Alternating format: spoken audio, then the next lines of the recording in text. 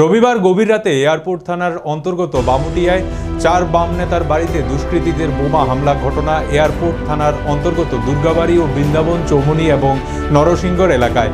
দুর্গাবাড়িস্থিত CPIM Mohanpur বিভাগীয় কমিটির সম্পাদক, বামুটিয়া পঞ্চায়েত সমিতির প্রাক্তন চেয়ারম্যান খোকন দেবনাথ, বৃন্দাবন চৌমুহনী স্থিত কৃষক সভার বামুটিয়া অঞ্চল সম্পাদক পার্থ দাস, নরসিংগড় স্থিত সিপিআইএম নরসিংগড় অঞ্চল কমিটির নেতা স্বপন দত্ত এবং নরসিংগড় দুঙ্গাঙ্গি স্থিত সিপিআইএম গান্ধীগ্রাম অঞ্চল কমিটির নেতা হরিধন দেবের বাড়িতে বোমা হামলা করে দুষ্কৃতীরা। এই ঘটনাকে কেন্দ্র করে গোটা এলাকায় আতঙ্ক ছড়িয়ে পড়ে। জানা গেছে, রবিবার গভীর রাতে একদল দুষ্কৃতী বাইক ও গাড়ি নিয়ে এসে এই বোমা হামলা করেছে। এই ঘটনা প্রশ্ন উঠেছে এয়ারপোর্ট থানার ভূমিকায়।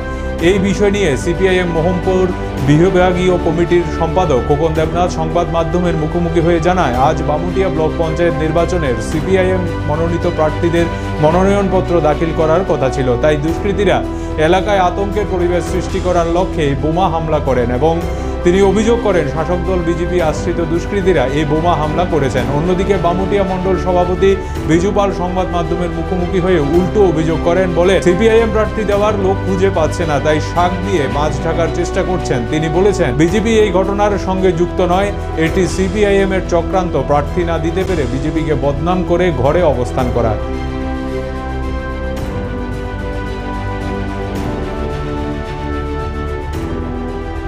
আতঙ্কিত করা হচ্ছে, তাদের বাড়িতে বোমাবাজি করা হচ্ছে, এই বিষয়টা আপনাদের কি প্রতিক্রিয়া? বিরোধী দলের কাজই বিরোধিতা করা, এই জন্যই তারা বিরোধী দলে থাকে। যখন যে বিরোধী দলে থাকে তাদের কাজই বিরোধিতা করা, অভিযোগ করা, তাই তারা তাদের ধর্ম পালন করছে। তবে ইন্টারেস্টের বিষয় হলো, নির্বাচন ঘোষণা হওয়ার পরের দিনই মাননীয় বিডিও সাহেবের ডাকা সর্বদলীয় বৈঠক ছিল বামুটিয়া আরডি ব্লক অফিসে। ওখানে আমরা উপস্থিত ছিলাম। সিপিএমের পক্ষ থেকে যিনি বিধায়ক উনি ছিলেন এবং দলের অন্যান্য নেতারাও ছিলেন। সর্বদলীয় বৈঠকে আমরা সুন্দরভাবে হয়েছে এবং সব ধরনের সিদ্ধান্ত হয়েছেন যে কোন দিন ওনারা নমিনেশন সাবমিট করবেন, আমরা কোন দিন করব, ডেট আমাদের মধ্যে বাছাই হয়েছে। সে অনুযায়ী ফর্ম নেওয়ার কাজ, ওনারাও ফর্ম নিয়েছেন, আমরাও ফর্ম নিয়েছি, প্রতিনিয়ত ফর্ম নেওয়া হচ্ছে, নির্দল থেকে এসে ফর্ম নিয়ে আসছে, কোনো সমস্যা এই জায়গাতে হচ্ছে না। এবার বিষয় হলো, যেটা আমরা জানতে পারলাম, কালকে নাকি রাত্রিবেলায় কিছু জায়গাতে বোমা ফোটানো হয়েছে।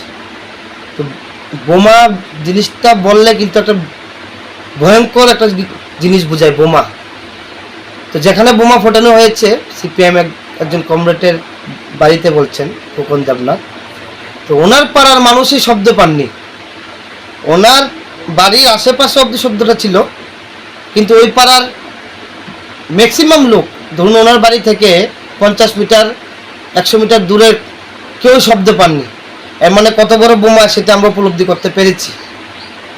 আবার এখানে কথা হলো, ওনারা, আমরা সুন্দরভাবে কথা বলেছি সর্বদলীয় বৈঠকে যে আপনারা যদি ক্যান্ডিডেট পান আপনারা আসুন নমিনেশন দিতে, প্রয়োজনে আমরাও তার জন্য সহযোগিতা করব।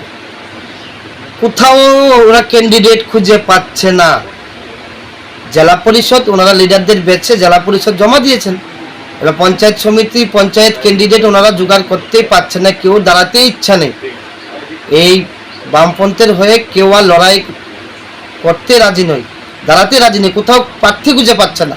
এবার এই জায়গাটাকে তারা কিভাবে ডাকবেন, তাই প্রি প্ল্যান করে বাড়িতে বাজি ফুটিয়ে প্রেস মিডিয়া ডেকে, পুলিশ ডেকে একটা পরিবেশটাকে এরকম উত্তপ্ত করার চেষ্টা হয়েছে যে বোমা নিক্ষেপ করা হয়েছে।